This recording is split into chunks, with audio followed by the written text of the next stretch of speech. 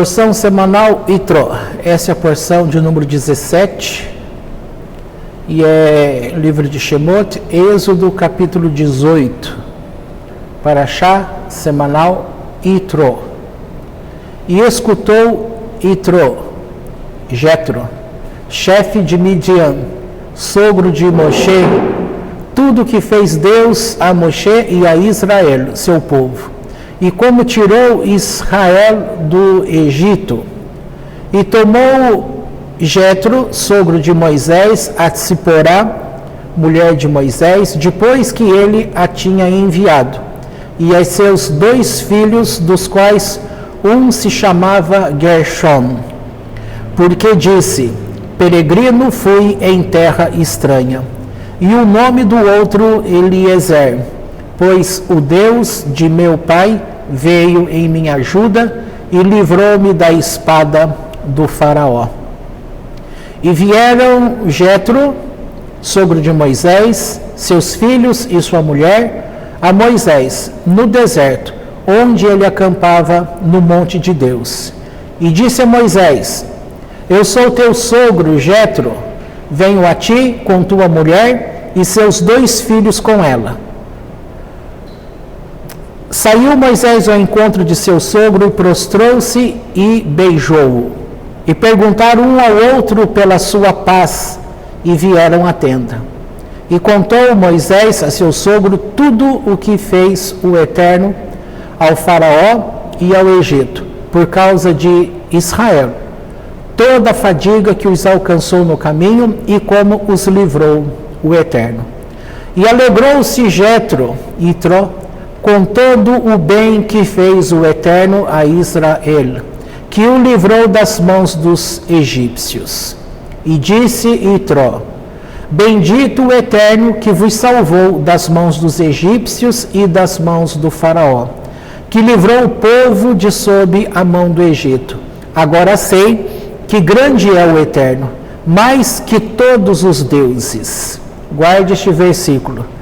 Agora sei que grande é o Eterno, mais que todos os deuses, porque com aquilo que pensaram destruir a Israel, foram destruídos. Até aqui está bom. Então vamos lembrar, quem é Yitro? Jetro. Diz aí o comentário da Torá que a Bíblia usa 5 nomes para este homem. Nós temos aqui Jetro, nós temos outros 4, né? Eu não vou lembrar. Se alguém localizar aí os nomes embaixo, pode me falar. Reuel é um, mas o importante, vamos lembrar o que o Midrash fala de Yitro. Veja que agora esse homem está aposentado, então ele está como chefe de Midian. E ali o que acontecia com ele? Ele tinha as suas filhas, vivia depois de aposentado, eu estou chamando de aposentadoria. E o que ocorreu com esse homem? Quem era esse homem?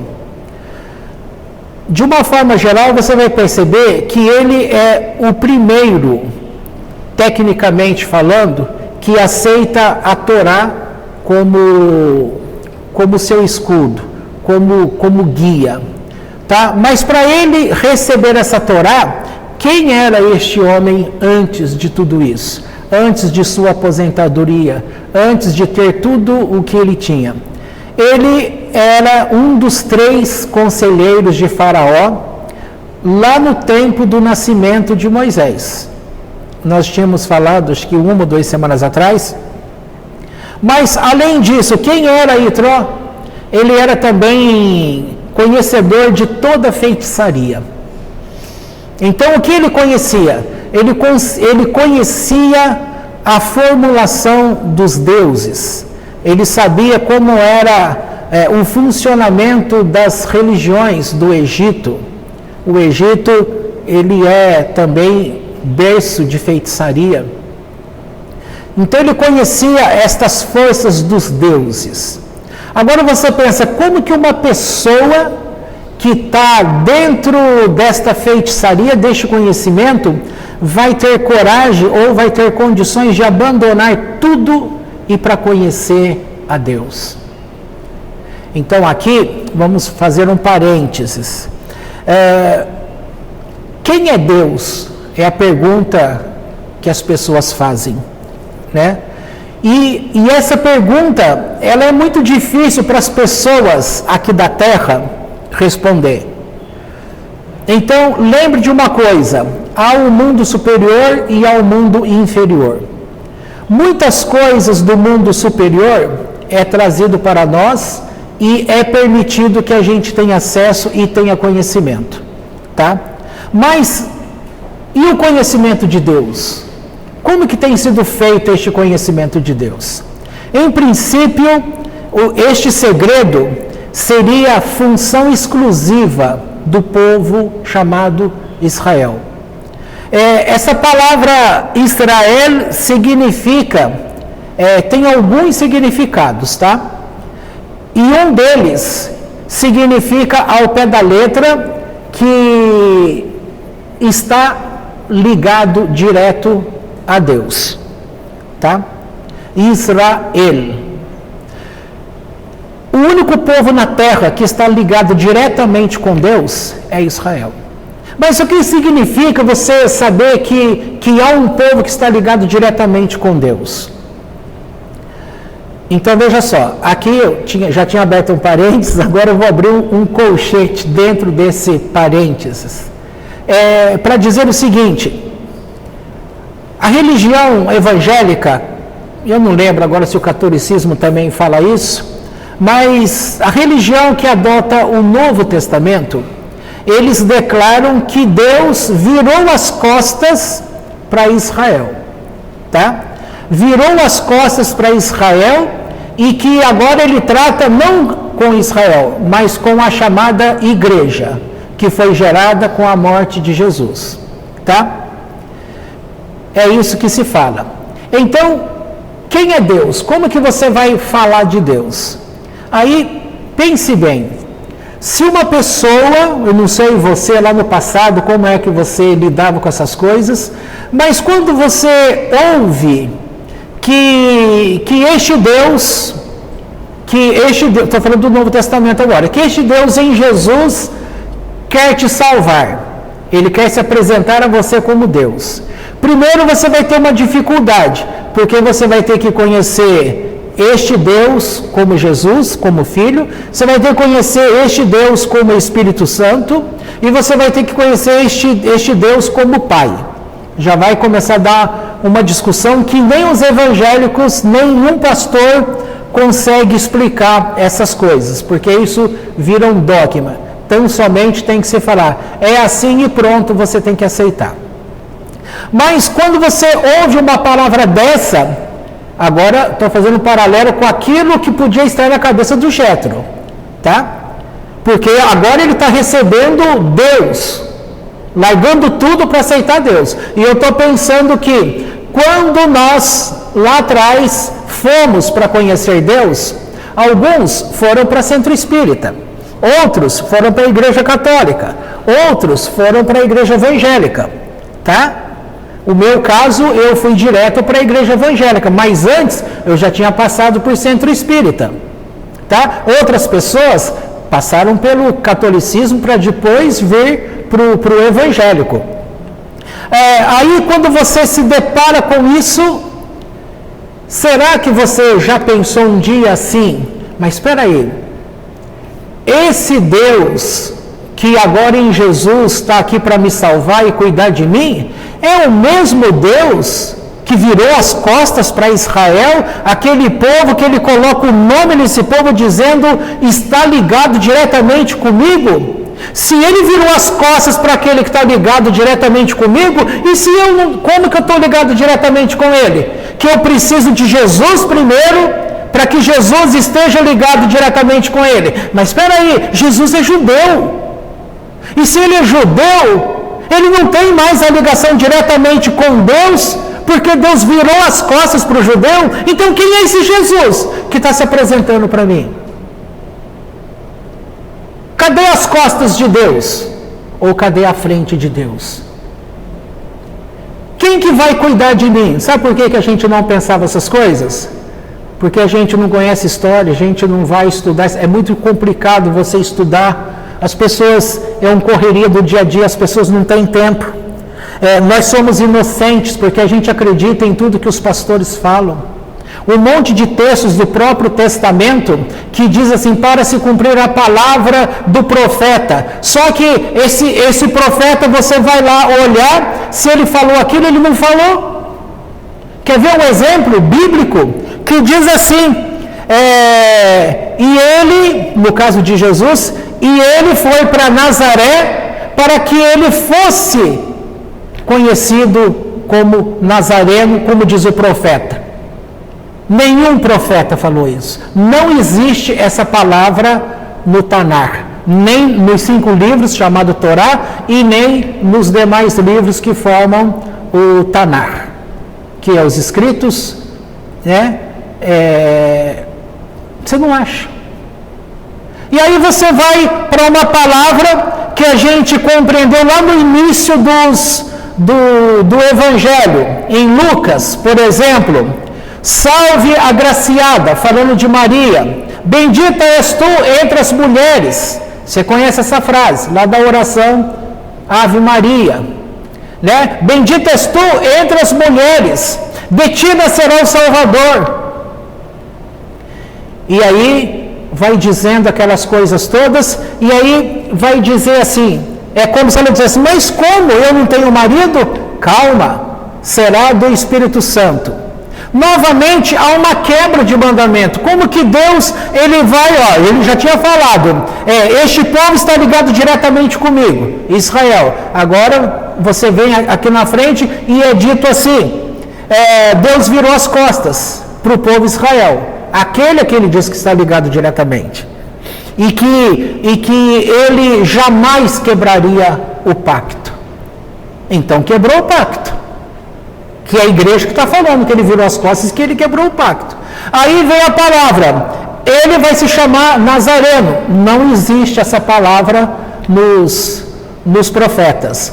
E aí vem essa palavra para Maria, ele será o Salvador.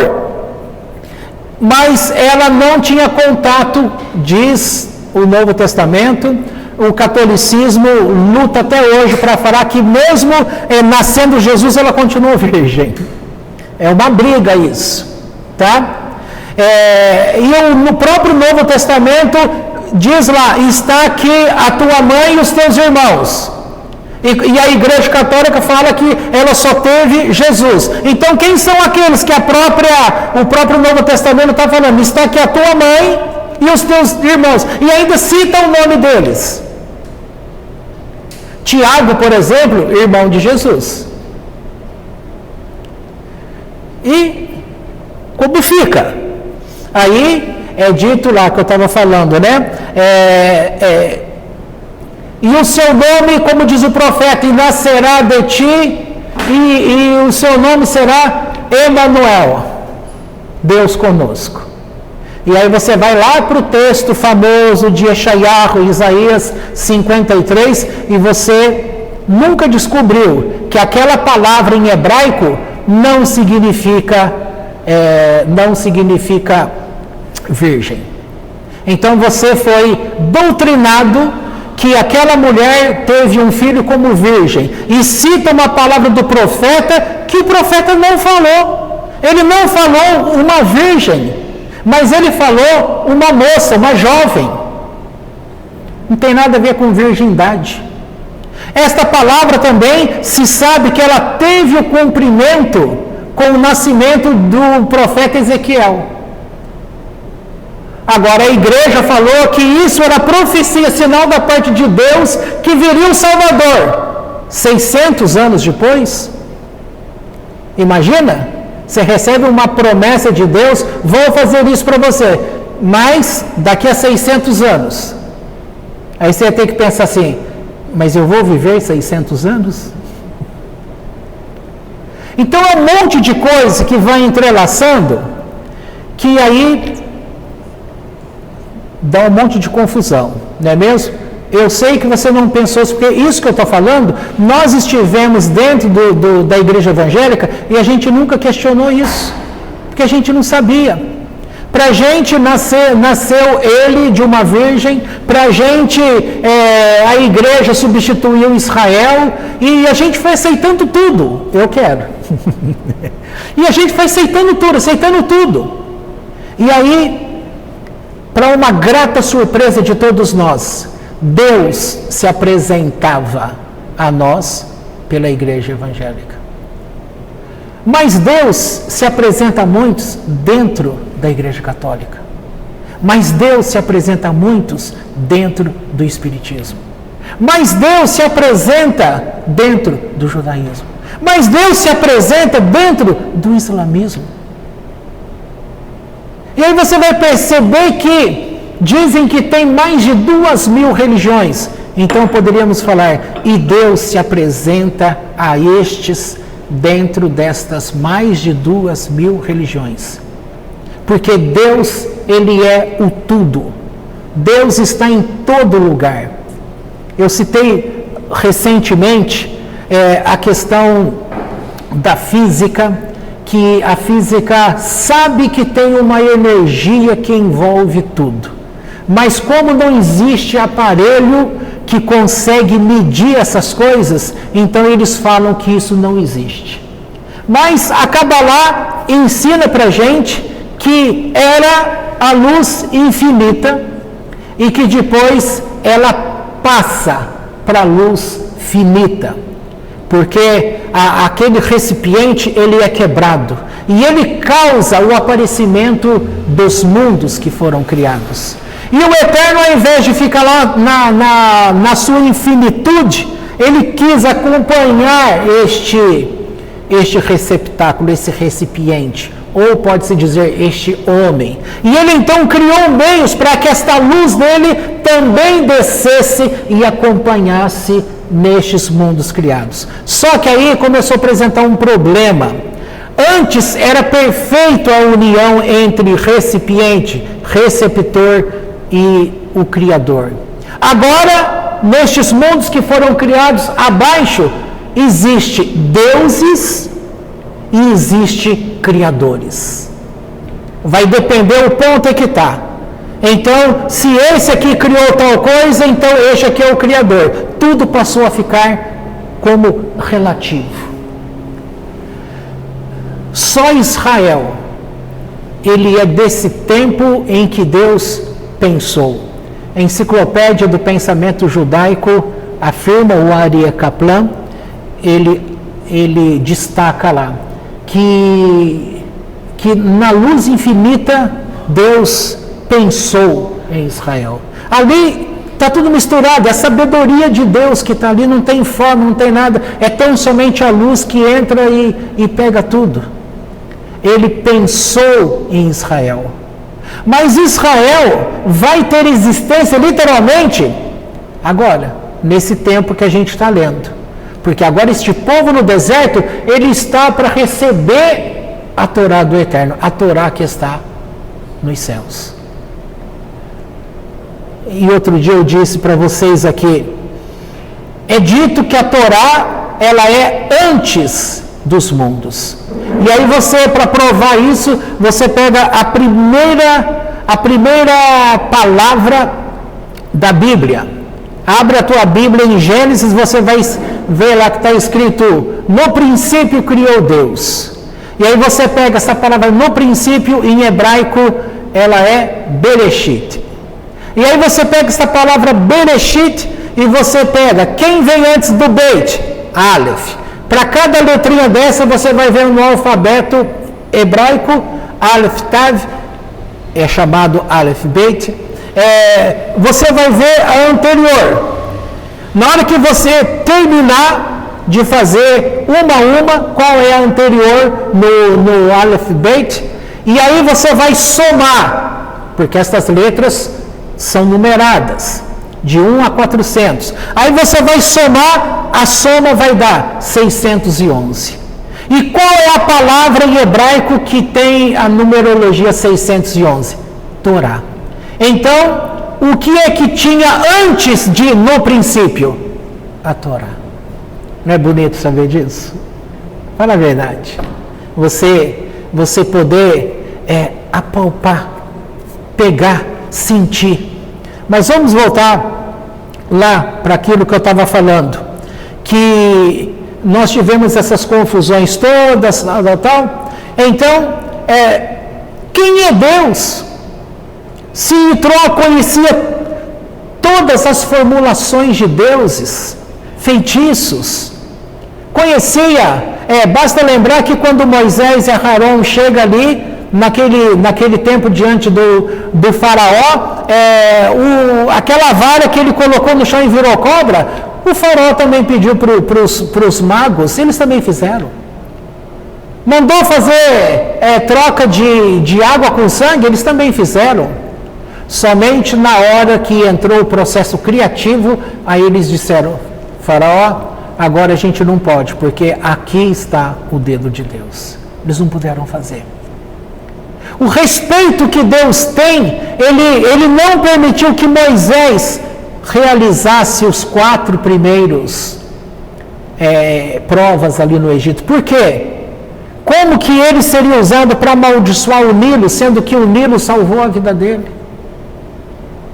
Ele não podia.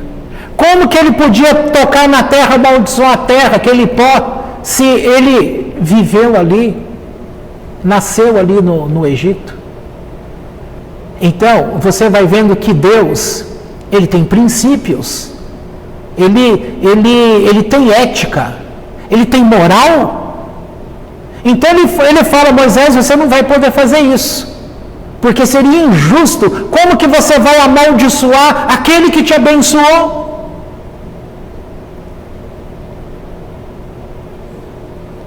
Aí é que está. Mas nós estamos falando mal agora da igreja evangélica? Não se pode falar mal, porque nós viemos dela. Nós aprendemos sobre Deus com ela. Mas muita coisa está errado. Mas está errado um monte de coisa no mundo, senão tudo está errado. Mas o que eu estou dizendo é que Deus preenche tudo. Aquela luz que eu estava dizendo, que eu comecei a falar sobre a física, que ela sabe que tem esta força, mas ela não sabe enxergar, porque não existe aparelho para isso.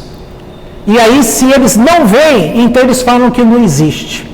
Mas há 2 coisas que é dito pela Kabbalah sobre Deus. Que ele é 2 coisas. Uma que preenche tudo, e uma que envolve tudo. Então, este mundo onde nós estamos, chamado mundo inferior, há o preenchimento. Aqui, por exemplo, o que tem aqui no nosso meio? Então, aqui está preenchido. Quem preenche isso aqui é Deus. Então, significa que você está se movendo em Deus. Você vive em Deus. Eu estou nadando aqui no ar, eu estou nadando em Deus, porque isso aqui é Deus. Ele envolve tudo, preenche tudo. Mas além disso, ele envolve tudo. Então ele envolve tudo e preenche tudo. E aqui também há uma coisa interessante. Por que você não vê Deus?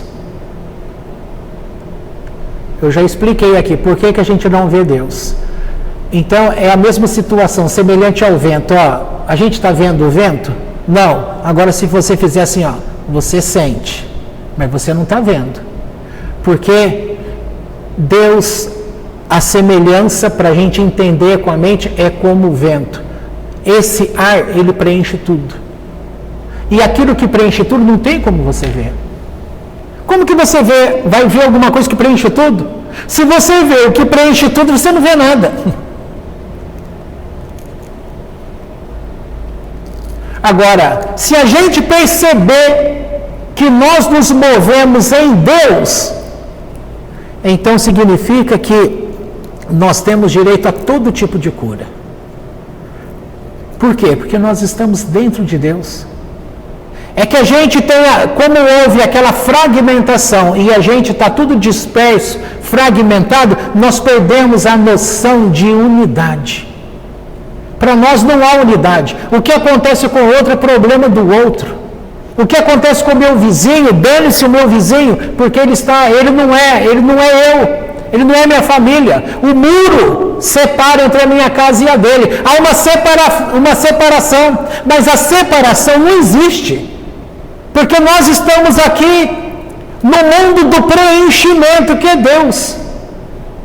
Todos estão preenchidos por Deus. Se você está no local que tudo está preenchido por Deus, então tudo que está preenchido é quê? É um. Então todos estamos ligados um no outro, como se fosse uma rede. Tudo que um faz, mexe com o todo. Deu para perceber?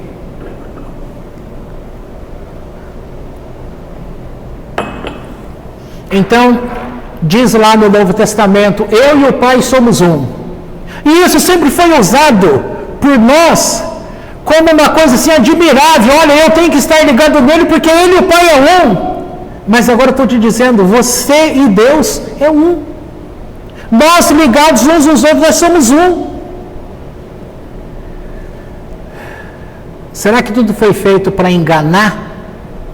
Há muitas teorias conhecidas como teoria da conspiração. Você pode procurar no YouTube e você vai encontrar um documentário que vai falar sobre os Flavianos. E vai dizer que esta família dos Flavianos, que o último é Constantino, o imperador, justamente aquele que definiu a igreja como agora a igreja fazia parte de Roma, ele como imperador, tá? E aí vai se dizer que tudo foi pensado, coisas que foi falado lá nos anos 30, começo dos anos 30, vai lançar a base. Por quê? Porque as coisas foram faladas, escritas, muito tempo depois da existência do próprio Jesus. Então, aquilo que a gente vai ler, isso aconteceu para cumprir tal coisa. Então, esse conhecimento dos Flavianos, eles colocam uma palavra do ano 30, por exemplo, que vai ter o cumprimento lá do ano 70. São colocações. E a gente pega aquelas colocações e a gente vê como um todo e recebe aquilo como profecia, sendo que não é. Isso pode confundir a cabeça de muitas pessoas? Sim. Um monte de gente não pode estudar esse tipo de coisa, que ela vai se perder. Mas aí eu volto naquela prática que eu falei, quem é Deus? Onde está Deus? Se Deus preenche tudo, então Ele está em todo lugar.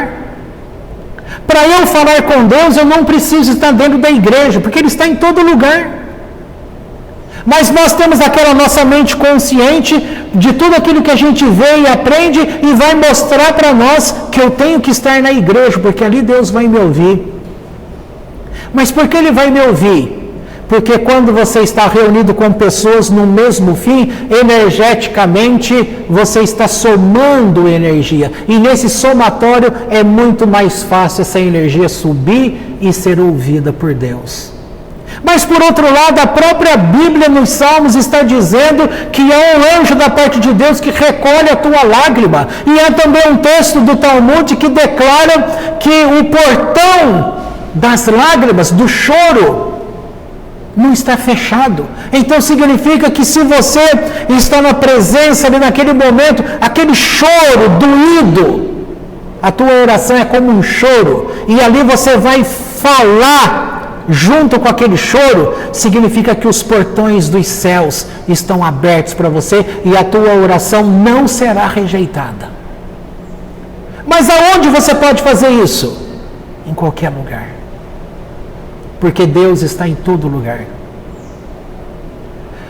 É relatado no livro Filhos do Fogo, do Daniel Mastral, aquele que estava lá dentro da prática do satanismo, conhecido como alta magia. Ali eles estavam numa das festividades do 31 de outubro, onde o mundo inteiro, os 5 príncipes que eles colocam lá como os poderosos que regem o mundo, fazendo a mesma festividade, só vai mudando o tempo, por quê? Porque Satã aparece ali pessoalmente para receber aquela reunião deles, portanto tem que ser diferente o horário, porque ele não preenche tudo, mas Deus preenche tudo, então ele tem que ir de continente para continente, para poder ser participante dessas festividades. E naquele preparativo, você pode ler isso nesse livro, vai estar escrito ali que de repente o Mastral está olhando ali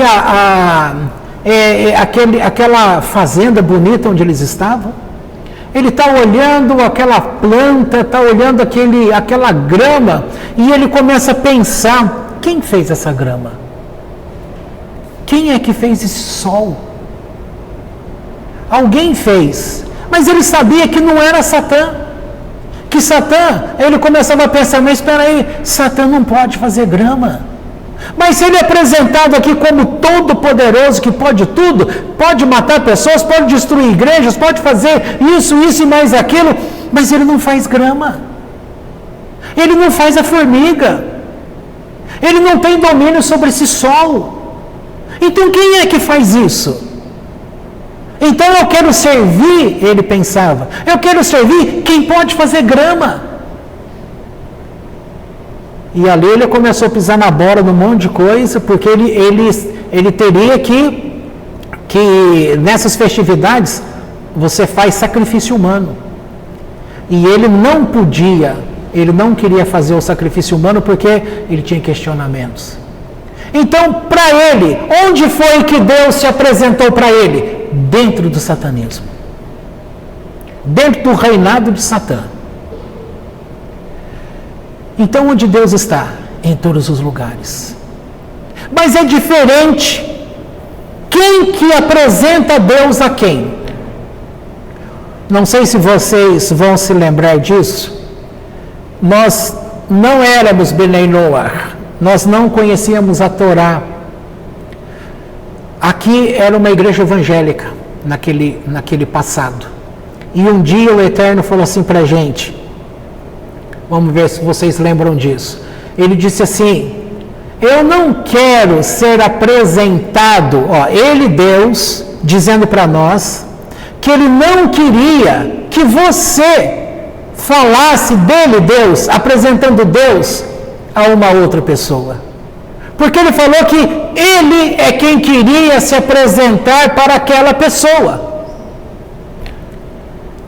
A igreja evangélica, ela funciona em cima de evangelismo, obra missionária, de você levar esta salvação às pessoas. Mas se essa palavra ao pé da letra que nós ouvimos de Deus, significa então que eu não vou falar de Deus para aquela pessoa, então como aquela pessoa vai conhecer a Deus? E aí ele continuou, eu quero me revelar à pessoa. Como que aquele rapaz lá no satanismo conheceu Deus? Deus começou a se revelar a ele.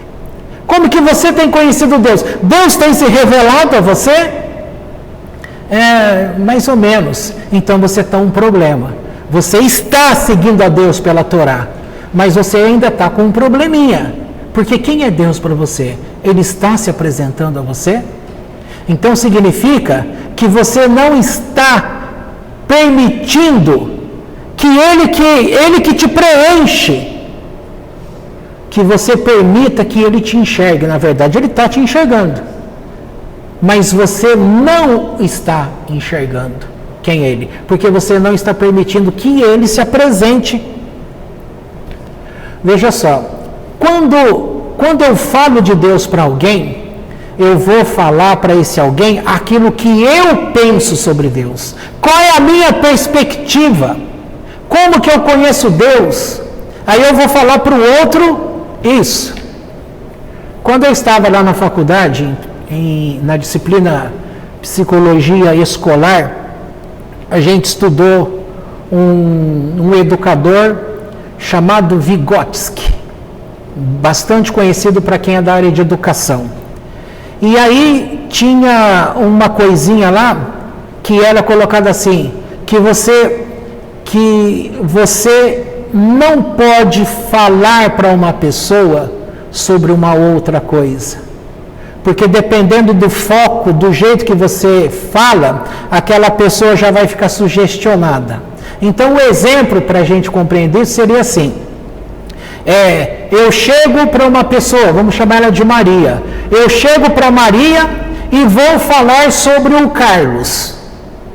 E ali eu estou falando com a Maria sobre o Carlos e eu estou dando a minha perspectiva. E se eu começo a dar uma perspectiva de que o Carlos não é uma boa pessoa, segundo a minha experiência com ele, a Maria começa a reagir dentro dela sem perceber. E ela começa a sentir também uma aversão ao Carlos. E aí daqui a pouco o Carlos chega e vai se apresentar a ela. Como que essa Maria vai se relacionar com o Carlos? Já com uma diferença. Porque dentro dela já está uma visão que o fulano colocou. E aí, quando ela começa a conhecer o Carlos pela perspectiva dela, aí no decorrer de um tempo ela fala assim, nossa, o Carlos não é nada daquilo que eu pensava.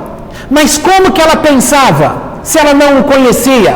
Ela o conhecia porque alguém falou para ela quem era o Carlos. Aí você fala assim, não gosto dessa vizinha. Ela nunca fez nada para mim, mas eu não vou com a cara dela. Tá, há muitas explicações para isso. Vai falar energeticamente, tal. Tá bom, tem um monte de coisa que é verdadeira, mas um monte de coisa que também não é. Agora, a questão é, por que você não gosta dela? Porque ela é tal coisa. Tá bom, uma abordagem da psicanálise vai dizer o seguinte, que aquilo que você vê no outro, que você fala mal, é porque aquele mal que você fala do outro, ele está dentro de você. E você projeta naquele outro. E aí você não gosta, você cria um sentimento ruim com aquela pessoa, mas você está, na verdade, falando de você mesmo. Fala-se sobre o amor, que a gente não gosta de ninguém. O amor da nossa vida é porque o amor que está dentro da gente, a gente projeta no outro. Ai, a minha mulher é maravilhosa. Maravilhosa porque você projetou o que está dentro de você, você projetou nela. Logo você gosta de você mesmo. Agora, por um lado, vocês lembram quem era Adão? Adão? Quem era Adão? Onde estava Eva? Nele mesmo. O judeu sabe que Adão, a frente dele era Adão, mas a traseira dele era Eva. Até que Deus precisou colocar o sono nele e fez essa cirurgia. Pegou o que estava atrás e trouxe para diante dele como uma outra pessoa. Mas Eva e Adão é uma única alma. Ok? Vai complicando, né? Mas está dando para você compreender. É coerente. É coerente. E aí nós estamos dizendo, vamos voltar lá para aquelas coisas que foram falando, salve a agraciada, de ti nascerá o Salvador. Então ali vai se dizendo que, olha, ela é virgem, mas ela teve um filho. Mas como que uma mulher vai ter um filho e continuar virgem? Virgindade é aquele ímen que tem, que ele é frágil, ele pode ser perfurado com o dedo. E passa ali uma criança. E aquele, mas é um milagre de Deus. Então tudo vai ser um milagre de Deus. E a gente vai ter que acreditar que tudo é um milagre. De um certo ponto, quando você conhece o funcionamento de quem é Deus e como ele como ele se relaciona com o judeu, você vai descobrir uma coisa. E uma coisa significa que milagre não existe. Mas como não existe milagre, se agora, recentemente, a gente estava falando das 10 pragas no Egito. Os milagres. A água transformar em sangue.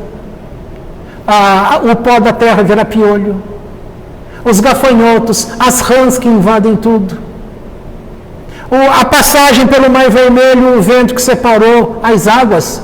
Mas como? Isso não é milagre? O que é o milagre? O milagre é aquilo que é muito comum no mundo superior, segundo as leis do mundo superior, que quando elas se manifestam aqui no nosso mundo, elas simplesmente, aquilo que é normal para eles, do mundo superior, aqui no nosso mundo, quebra com grande facilidade as leis que conhecemos como leis da natureza. E a gente, para eles, não é milagre, porque eles sabem que aquelas leis de cima são superiores a essas leis de baixo. Então não aconteceu nada, eles sabem disso. Mas para nós que estamos dentro desse envolvimento todo, este preenchimento, ele falou, nossa, algo quebrou a lei. Um vento forte separou as águas. Isso para nós é milagre. Mas o conhecimento de você, entre aspas, manipular um vento muito forte, é claro que vai separar as águas. Quem assistiu o filme O Todo-Poderoso? Que cena legal quando ele vai lá naquele café, sei lá, os americanos, não sei como é que chama lá lanchonete, nossa. Ele chega lá já sabendo daquele contato que ele era Deus, estava lá, poxa, mas como que eu sou Deus? Será que eu estou ficando louco? Ele senta lá e pede, não é o café, acho que ele pede uma sopa. E aí, qual a primeira coisa que ele vai querer fazer? Separou o milagre do Mar Vermelho. Vai separar ali.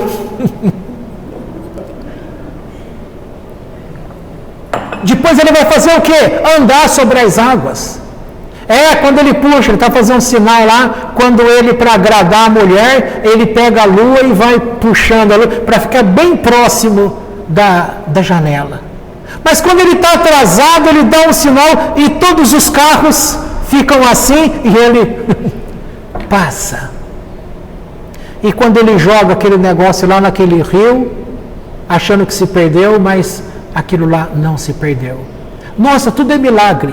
Na verdade, o que a gente está chamando de milagre não é milagre, porque é a prática do mundo espiritual que está se manifestando no nosso mundo chamado material. Mas nós sabemos que o superior é superior que o inferior. Tá, então se você sabe que aquele que vem de cima é superior daquilo que está embaixo, então significa o quê? Que aquela luz de Deus que desce para os universos criados, tudo criado, e envolve tudo, como eu estava te dizendo, e que a física não consegue entender, porque ela não tem como medir, mas que o Tesla tinha sacado isso, e ele chamou tudo isso de energia escalar. E lá naquela época dele, ele falava de uma energia que vem de cima, que faz contato com a Terra e que ela libera energia gratuita para tudo. Ou seja, essa eletricidade, essas lâmpadas aqui que estão acesas, elas estariam funcionando sem que a gente estivesse pagando ali a energia lá fora. Naquela época, se você vê o documentário de Tesla, você vai ver ali que a famosa GE, General Electric, aquela que tem aqui no Brasil também, a Westinghouse, alguma coisa assim, também lá daquela época deles. E era justamente banqueiros que financiavam os estudos dele, esses projetos. E aí quando, mas peraí, eu estou pagando uma pessoa para usar esta energia que vai levar energia, luz elétrica, para a cidade inteira, e eu não vou ganhar nada? Aí cortaram o benefício dele, e aí deram sequência nessa descoberta, mas a eletricidade que vem para a tua casa tem que ser medida lá na frente da tua casa, para você pagar por mês. Você está pagando uma coisa que está disponível aqui gratuitamente para nós. Uma coisa que você pensa assim, por que essa luz acende? Porque tem os dois fiozinhos que saem dali e tal, e vem para cá e que acende. Na verdade, essa luz está acesa por causa do magnetismo. Eletricidade está junto com o magnetismo. A lâmpada está acesa por causa do magnetismo. Ela pega aqueles dois fios lá. O que é eletricidade? É o magnetismo preso dentro do fio. Grosso modo, é isso. E na hora que ele está vindo lá, porque são duas forças, né? Vem para poder, para não fechar o curto, vai acender a luz. Não é isso? Aí, mas de onde ela vai pegar? Ela vai pegar disso aqui que está aqui fora. Ó. O magnetismo que está aqui. Aí, pega essa energia de cá. A gente está ali tomando banho. O nosso chuveiro, que você pensar, ele está funcionando por causa desse fio que está aqui. Na verdade, o chuveiro está funcionando porque está pegando essa energia que está aqui do lado de fora. Esse conhecimento vem tudo lá do Tesla. A energia está aqui. E o que é o que vem de Deus que preenche tudo? Energia. A energia. E o que você tem que aprender? Que aquilo que você pensa, geralmente a pessoa pensa mal contra ela própria, e aí ela traz existência. Por quê? Porque ela rejeita o bem. Essa energia é o bem. Essa energia que Deus traz, que Ele preenche tudo, é o bem. O bem de Deus, que está manifesto em variadas frequências. E aí a pessoa pensa que o mal, quando ela pensa o mal, ela está rejeitando esta frequência que é Deus que está aqui do lado dele. E aí ele não pega, ele não se alimenta. Essa energia não entra nele porque ele rechaça. E aí ele vai adoecendo. Como é para curar as doenças? Eu tenho que aprender a receber o bem. Mas aí, qual é o segredinho para você se ver livre da malignidade existente? Comece a fazer o bem. Só que a igreja vem e fala, não adianta você fazer o bem, porque é a tua obrigação fazer o bem. Se você não aceitar Jesus, você vai para o inferno. Então está tudo condicionado a uma pessoa que essa igreja fala que ele criou a igreja, mas para ele criar essa igreja, Deus teve que virar as costas para o judeu. Mas ele é judeu. Então, se Deus virou as costas para ele também, o que ele apresentou para o povo? Como diz lá, pegou? E a gente vai aceitando. O que você entende como uma pessoa que é determinada? Quando você é determinado, você está no foco. Você faz aquilo acontecer. Você fala, nossa, isso é... Por que você vai num culto qualquer, eu não estou falando só igreja, pode ser católica, falou, impressionou a pessoa, ela sai com aquele negócio, com a corda toda, ela vai lá e faz. Aí acontece. Vai falar, nossa, é um milagre, por que aconteceu? Porque ela se focou de fato naquilo, ela vai e faz. Você sabe que tem pessoas que são determinadas e outros que não são tão determinados assim. Tem gente que fala, não vou fumar mais. E aí ele para do dia para a noite. Outros vão falar, eu não vou fumar mais. Ele não consegue. Não consegue, tem que ir lá para os narcóticos anônimos, tem que fazer lá os 12 passos. É 12? Quem conhece aí os? Deve ser a base, porque o AA é 12, né? Como ele vem no mesmo propósito, aí tem que fazer seguindo aqueles propósitos para ter ajuda. E outros vão falar que você tem que substituir. Aí você não fuma, mas você fica chupando bala. E aí, né? Aí você engorda. Engorda porque substituiu pelo doce. E assim vai. E aquele determinado que simplesmente fala, não vou fazer mais. Agora, nem quero dar um exemplo para não expor pessoas, mas disso que eu estou falando é exemplo de várias coisas. Às vezes aquilo que você... veja só, Quando você está num problema muito difícil e aquilo está agravando e você pode morrer, o que a pessoa faz? Ela faz um voto. Mesmo que ela não crê em Deus, ela procura Deus e fala, se você existe mesmo, né? Se você existe mesmo, se você diz que faz isso, que faz aquilo, que é o autor da vida, que faz o milagre, olha a minha situação, se você me curar, eu vou te servir. Aí a pessoa é curada. E aí ela começa a servir. Mas ela não está servindo porque ela queria conhecer a Deus e servir a Deus. Ela está por obrigação. E tudo que é por obrigação, você faz, mas você não está ali. Em pouco tempo, aquela pessoa volta ao estado de antes. Porque ela não está ali. Ela não fez porque ela se entrosou. O abraço. Tem pessoas que têm coisas boas. Na hora que ela te abraça, aquilo é uma coisa boa. Mas tem gente que ela é má. Quando ela te abraça, ela te deixa pesado. É as famosas trocas energéticas. Agora, por que tem aquele pesado? Porque ele rejeita o bem. Se você rejeita o bem, você pega o mal. Se você rejeita o bem, você fica doente. Porque você está rejeitando a saúde. E assim vai. Agora vamos voltar para Itró. O que eu estou falando que ele fez? Ele era um estudante, ele conhecia sobre todas essas coisas, tudo aquilo que era deuses, mas ele não conhecia o Deus Israel, aquele que está conectado direto, aquele que tem a sua morada dentro de Deus, porque quando Deus pensou em Israel, Israel está dentro da luz infinita que é Deus. E quando Deus pensou, é Ele o pensamento, e Ele também fala sobre aquilo que é Ele em palavras, que é Torá.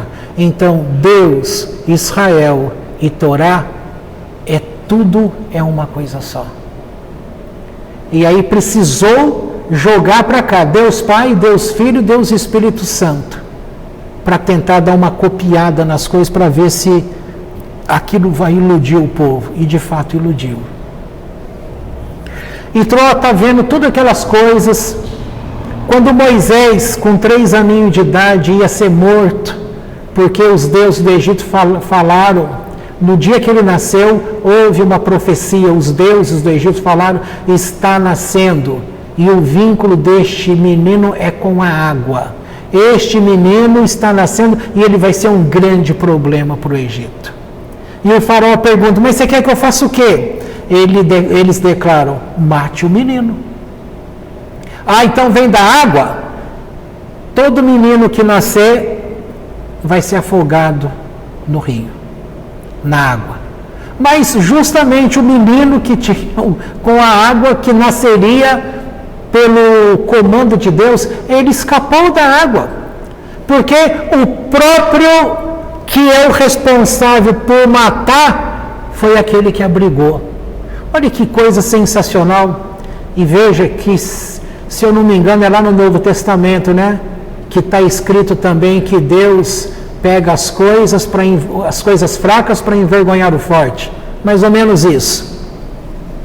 Aquele que mandou matar o menino, ele recolheu o menino através da filha dele, que recolhe a criança e vai ser cuidado dentro do ambiente deles. Justamente o menino que eles tinham que matar. Ele estava vivendo dentro da casa. E aí cresceu. Quando você vai lendo as histórias paralelas, você vai percebendo a engenhosidade do estudo da mente, porque Moisés foi treinado para ele ser um general de guerra. Ele tinha habilidade nas coisas. E aí a Etiópia tinha uma luta com o Egito. A Etiópia era forte. Você olha hoje, aí você nem lembra que existe Etiópia. Mas um dia a Etiópia foi forte e fazia frente contra o Egito. E Moisés já estava grande, já estava habilidoso nessas artes. E aí ele foi reconhecido como o único que poderia dirigir um exército para guerrear contra a Etiópia. Mas aí, quando falaram para o faraó falou assim, vocês vão ter que pedir para a mãe dele. Por quê? Porque aqueles lá no passado não falaram, Faraó, mata essa criança. Agora vocês querem que essa criança, porque vocês falaram que essa criança iria destruir o Egito. Agora vocês querem a sabedoria dessa criança para livrar o Egito da Etiópia? Vocês vão ter que pedir para a mãe dele. E ele também teve que pedir, filha, sabe, Moisés, o menino, a gente está precisando dele, é o único que pode chefiar. Por quê? Porque para ir para aquele canto você tinha que passar por um lugar, se quisesse realmente ter condições para vencer a Etiópia, você tinha que passar por um lugar que era chamado o Vale das Cobras Voadoras. O exército que passava ali era picado por essas cobras. Cobras que saltavam, elas voavam 3 metros. E pegavam e matavam todo mundo. Então ninguém queria passar lá. E a Etiópia jamais imaginaria que o chefe dos exércitos, que era Moisés, iria por aquele caminho. E aí o que Moisés fez? Mandou pegar as aves, chamado ibis. Já ouviu falar do ibis? Ele mandou aprisionar, porque o ibis é o predador natural das cobras. Mas pegou um monte das gaiolas com ibis. Quando chegou naquele lugar que eles tinham que entrar ali, que as cobras iriam saltar voando para pegar as pessoas, eles soltaram as aves. E eles passaram por aquele caminho, ninguém foi picado por cobra alguma. E eles chegaram lá. E para você acessar, você tinha que passar pelo rio, que estava tudo envolto, ou seja, a casa general lá da Etiópia, você não tinha como penetrar, porque estava cercada por águas. Mas a filha daquele homem, a princesa, de lá ela olha e ela vê Moisés, a mulher se apaixonou por Moisés. E mandou um pedido de casamento para ele. Vocês gostam de ver essas coisas de amor, né? Tô sabendo que vocês gostam. E aí ele leu aquele bilhete e ele manda a resposta. Eu caso com você, só que para eu casar com você, você tem que aceitar que nós vencemos a Etiópia. E aí você vai ver lá na história do Novo Testamento e que a igreja evangélica, os comentários não sabem explicar quem é a mulher cuxita, que é a África, que Moisés casou. Eles não veem relato, nada que vai falar que Moisés casou, mas a história judaica fala que Moisés teve um casamento com a princesa da Etiópia. E agora aqui nós estamos vendo Moisés que está recebendo a mulher dele, os 2 filhos. Mas ele, o grande Moisés, casou com a filha do feiticeiro? E a tua família, que você talvez esteja longe dela até hoje, porque ela é católica, e você não visita tua mãe, não visita pai, não visita primo, não visita sobrinho, não visita ninguém, porque se o evangélico vai nessa casa, ele volta de lá oprimido. Conheci muitas pessoas assim, inclusive eu. Eu fiquei afastado muito tempo da minha família lá de Minas por causa disso. Porque a igreja falava, não pode. Agora, quem é maior? Então, se o espírito é coisa ruim, segundo se diz, nessa teoria, é coisa ruim. E se eu sou coisa boa com Deus, quer dizer que eu não posso ir lá porque essa coisa ruim vai destruir? Mas peraí, esse conceito então está errado, gente. O crente, o evangélico, tem medo do feiticeiro? Então quem é maior? Ele está dizendo que o Deus do feiticeiro é maior do que o Deus dele. O crente vive com medo. Igrejas, um monte de igreja evangélica, que manifestava demônio em alguém, e eles não sabiam fazer a libertação, expulsar aquele demônio, eles tinham que chamar pastores de outras igrejas para ir lá, tirar o demônio. As pessoas têm medo. A igreja que eu fui formado, gerado, o Samuel está aí que pode confirmar, nem nome do diabo falava, era o inimigo. Mas se alguém se manifestasse com demônio ali, nenhum pastor dali saberia fazer alguma coisa. Com certeza ia ficar com medo. Eu estava numa reunião da Renascer em Cristo, aqui em Campinas, ano de 1996. Hoje a bispa não está mais lá. Ela já saiu de lá há muito tempo, então eu posso falar. Ela, naquela época, era a pastora ali, e uma pessoa, a igreja ali é cheia, tinha umas 600 pessoas ali dentro. Alguém ficou endemoniado. E deu um trabalho danado lá em cima daquele púlpito, aquele tablado lá, e mandava embora no nome de Jesus, e mandava embora, e o bicho não ia embora de jeito nenhum. E foi ficando feio, que foi aglomerando diáconos e mais gente e tal, e faz isso e faz aquilo e tal, e nada daquele capeta embora dali. E não lembro se era a Lu, quem é que estava perto de mim, e falou assim, vai lá. Eu falei, eu não vou não, ninguém me chamou, né? Nem ela estava conseguindo. Não, vai lá. Eu falei, não vou não, só se ela olhar para cá e der sinal, aí eu vou. Se não der, eu não vou me meter numa coisa que não é comigo. Mas aí tinha um cara que ele era um pastor itinerante, e grandão, altão, ele também estava lá só de longe olhando. Aí ele, depois que eles estavam lá suando e nada, aí ele ficou por aqui, né? Ele levantou e foi lá de longe, a gente olhando. Ele é altão, né? Então você está vendo ele passando no meio do povo. Ele foi, dá licença, dá licença, dá licença. Ele enfiou a mão, braço grandão, enfiou a mão lá e falou assim, sai! Na hora a pessoa, e aquele povão todo que estava se matando ali para poder expulsar, não tinha o poder para mandar embora. Por quê? O medo das pessoas, não vou mandar embora em nome de Jesus, vou mandar embora em nome de Deus. Mas dentro dela, ela não está conectada com Deus, porque ela está com medo. Porque para ela aquilo lá é forte, e o Deus dela é fraca, ela é fraca. O evangélico é um povo medroso. Ele tem medo de passar na rua que tem lá o despacho de espírita, de umbanda.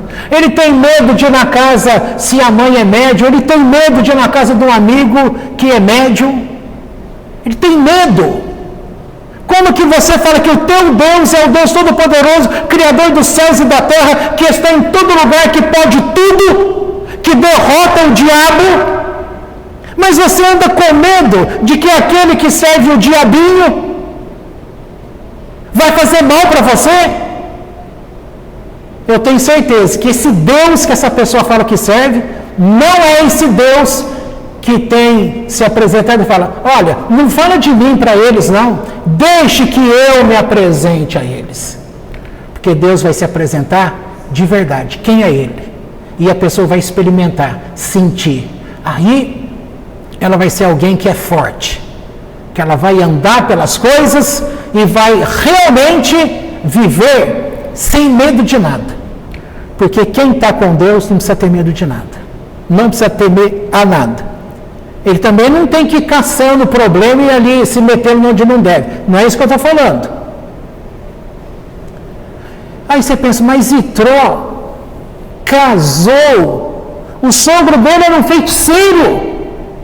É isso mesmo. Mas Jacó casou com a filha de um feiticeiro. Sim.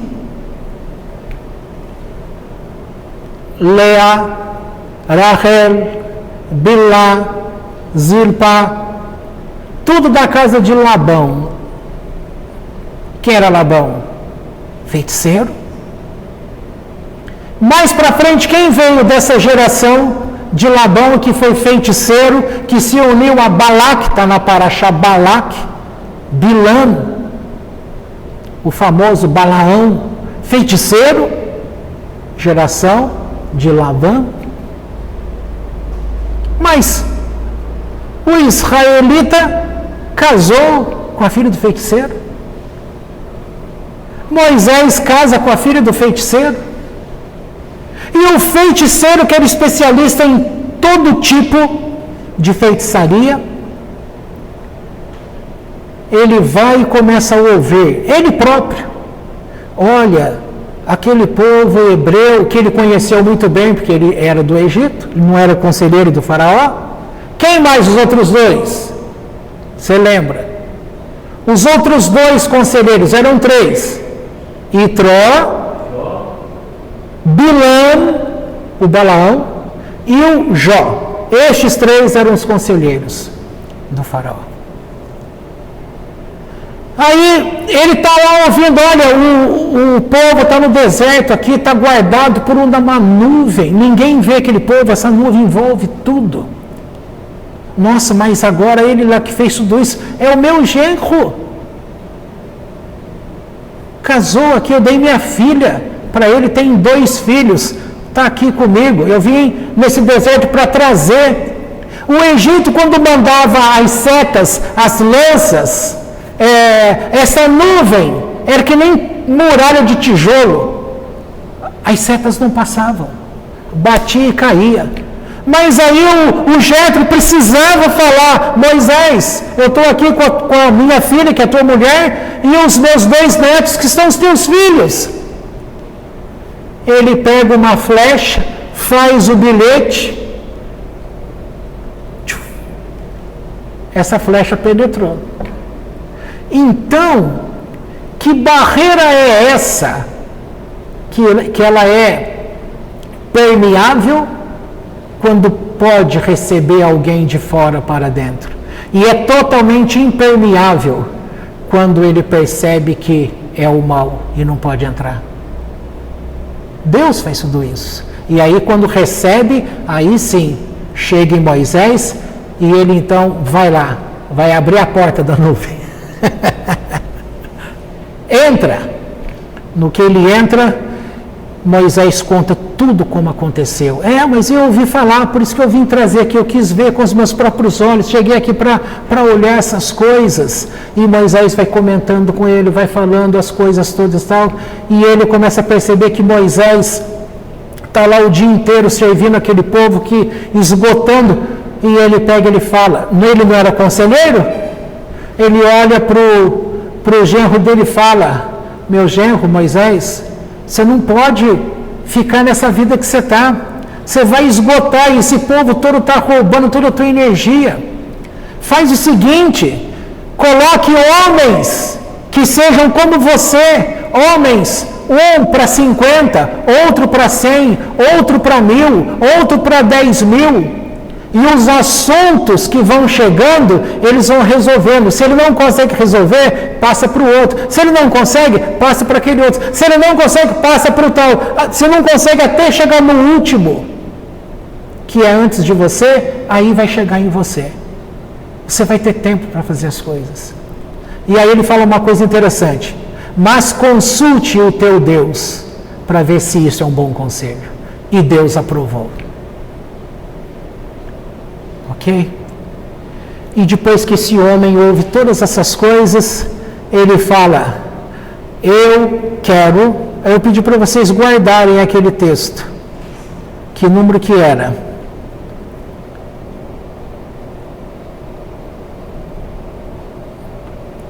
E disse Jetro, eu falei, guarda isso.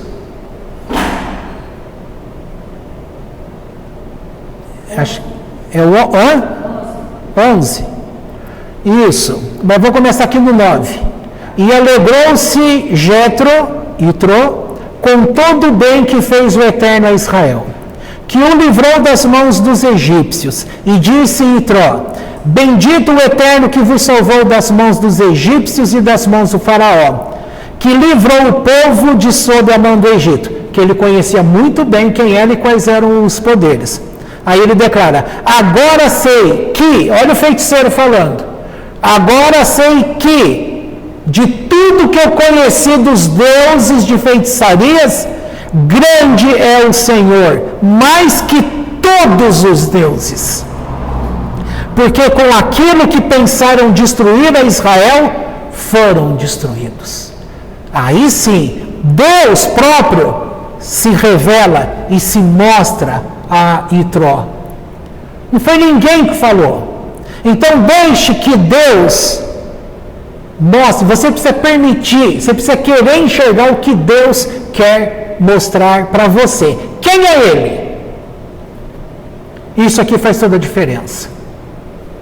Para terminar, porque aqui, depois que ele conhece essas coisas, com isso ele foi capaz de abandonar tudo que ele conheceu.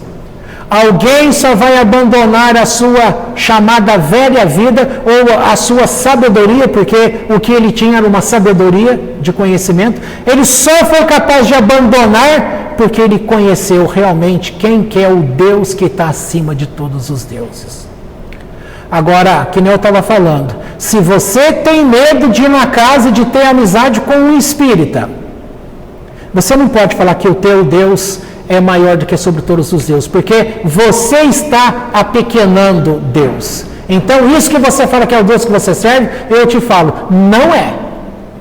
Porque esse que você fala que é grande, ele não é grande para você porque você tem medo das coisas. Também não estou pedindo para você sair aí de peito aberto, arrumando confusão, nada disso. Mas você conhece Deus, então você tem que saber que agora sei que grande é o Senhor, o Eterno, mais que todos os deuses. Você tem que saber. E você não tem que temer mal algum. Uma grande feiticeira do passado, da época, não lembro o nome desse rabino, um cabalista. Isso é chamado cabalista que desafiou a feiticeira. Esse é o tema. Não me lembro se tem no Rabad, não lembro qual foi o livro que eu li. E todo mundo tinha medo daquela mulher, porque a feitiçaria dela era porreta, era coisa líquido e certo. Ela falava, mandava até matar pessoas. E ele, naquela humildade lá, ela chega para ele e fala, o quê? Você vai me desafiar? Você sabe quem eu sou? Falou, não me interessa quem você é. Eu sou a poderosa fulano de tal.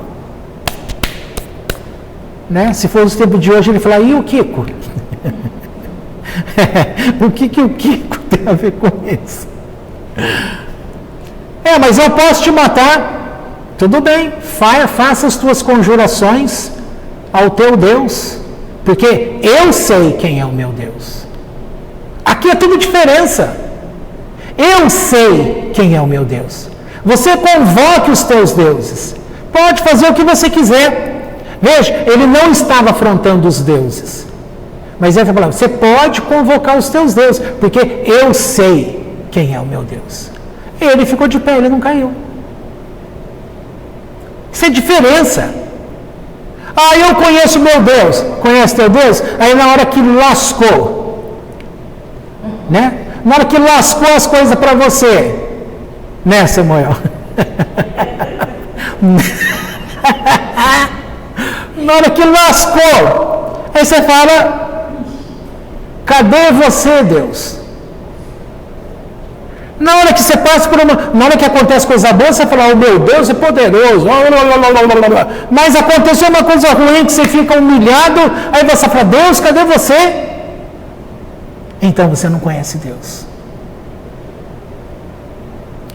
O Gabriel pequenininho saiu comigo na rua, passava alguém, oi, bom dia, tal, e ele só olhando.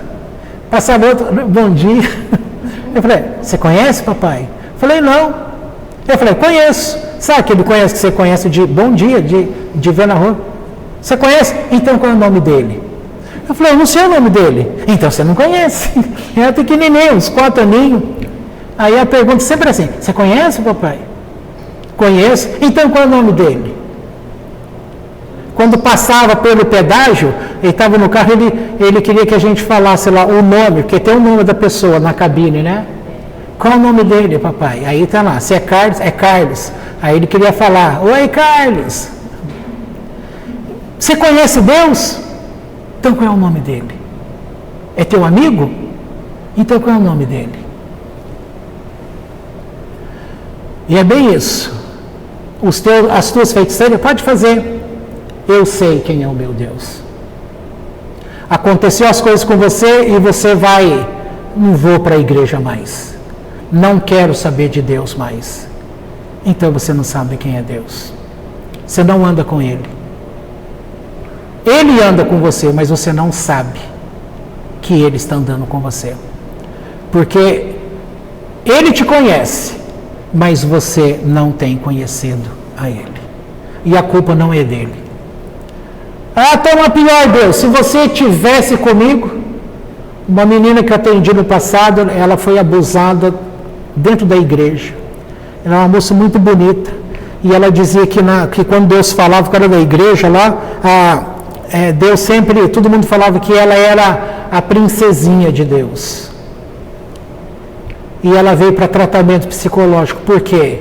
Porque o conflito dela, se eu sou a princesinha de Deus, por que Ele deixou isso acontecer comigo? Cadê Deus? Acontece as coisas com a gente. Um dia eu estava na pior. Um dia Deus me disse assim: você ainda não aprendeu que às vezes é nessa posição que você está hoje, é essa posição que eu quero me apresentar mais a você. Aí a gente fala assim, mas Deus, eu estou no pior. O que é o pior? Para mim, você está na minha presença. Se eu estou cumprindo, se estou na presença dele, então se minha mente está falando, eu estou na pior, não tenho nada. Mas se eu tenho a Ele, então eu estou de pé diante dele, então eu tenho tudo. Eu tenho tudo. Mas é duro, na pior, você entender que essa é a posição que Ele quer que você esteja, porque é ali que Ele vai falar com você. Mas a tua cabeça vai falar assim, não Deus, se eu sou especial para Deus, como diz a música, eu sou especial para Deus. Se eu sou especial para Deus, como que eu posso estar aqui? Aqui eu não quero estar. Mas Deus fala, mas é aqui neste lugar que eu preciso de você. Capítulo 42 de Jó. Por quê? Aquelas coisas todas, ele vai falando aquele monte de coisa, e aí Deus vem e começa a falar com ele, e essas palavras começam lá no capítulo 42, ele começa a falar, onde estava tu quando eu fiz isso, fiz aquilo, tal, você sabe qual é o caminho das águas, você sabe o caminho do vento, você sabe por que a água corre de tal maneira, e ela vai lá longe naquele deserto? Eu sei que lá tem uma plantinha que precisa de água. Por isso que a água vai até lá. E o que Jó faz? Ele abaixa a cabeça e põe a testa dele no chão. Me perdoe, Deus, porque eu falei como um homem sem conhecimento. A gente precisa ter conhecimento de Deus. Mas olha a posição que eu estou. Estou sendo humilhado. Por quem? Pelo homem, Senhor. Eu estou te humilhando. Para mim, você está de pé. E numa posição muito boa. Mas Deus olha para eles. E Deus vai te perguntar, mas quem são eles? Quem te dá vida? Quem tem preparado para você uma casa espiritual? Deus, é você. Então você não precisa deles. Se eles te falam que você não vale nada, eles determinam a tua vida, pós-vida. Não, meu Senhor. Quem determina então? Está nas tuas mãos, Senhor. E o que eu digo então sobre você? Que eu estou numa boa posição. Então você tem que acreditar que você está numa boa posição. Porque você tem que estar diante do teu Deus. Não Deus daquele outro. O Deus dele é aquilo que é dele. E se você sabe que o teu Deus é de fato o Criador dos céus e da terra, que tem tudo nas mãos, e se mesmo nessa humilhação Ele continua falando com você, então está tudo certo. Vai passar. Vai passar. Quem me garante? Eu não vou garantir para você que vai passar, mas eu sei que vai passar. Como?